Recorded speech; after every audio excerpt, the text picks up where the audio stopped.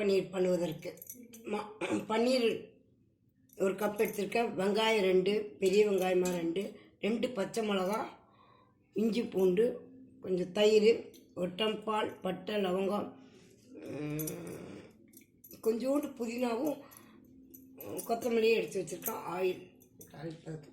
இப்போ வெங்காயம் தனியாக அரைக்கணும், இஞ்சி பூண்டு அரைக்கணும், பச்சை மிளகா இத்தனையும் அரைக்கணும். இப்போ அரைச்சிட்டு வந்துடலாம்.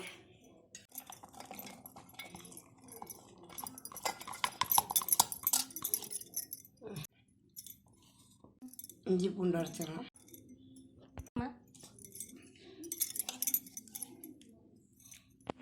பச்சை மிளகா, கொஞ்சம் கொத்தமல்லியும் கொஞ்சம் அரைச்சிடலாம். புதினாவும் கொஞ்சம் கொத்தமல்லி அரைச்சாச்சு. மலாய் பன்னீர் செய்யறதுக்கு ஆயில் ஊற்றிக்கலாம். 2 ஸ்பூன் ஆயில், கொஞ்சம் ஜீரகம்,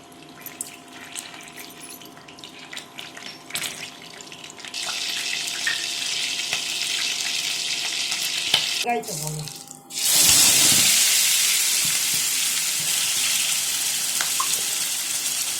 இஞ்சி பூண்டு,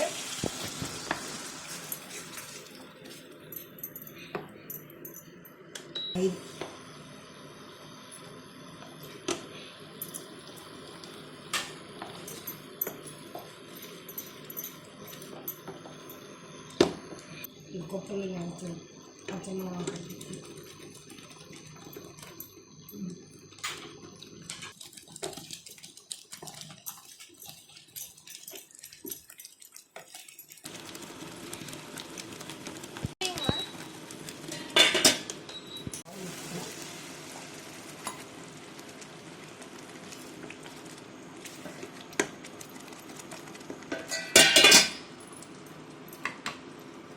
ரெடி ஆயிடுச்சு.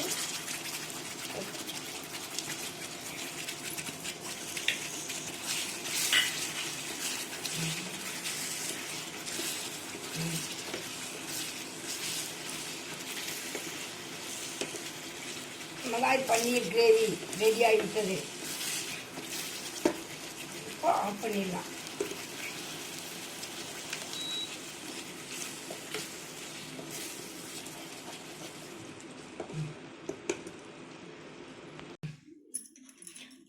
மலாய் பன்னீர் கிரேவி ரெடி ஆயிடுச்சு.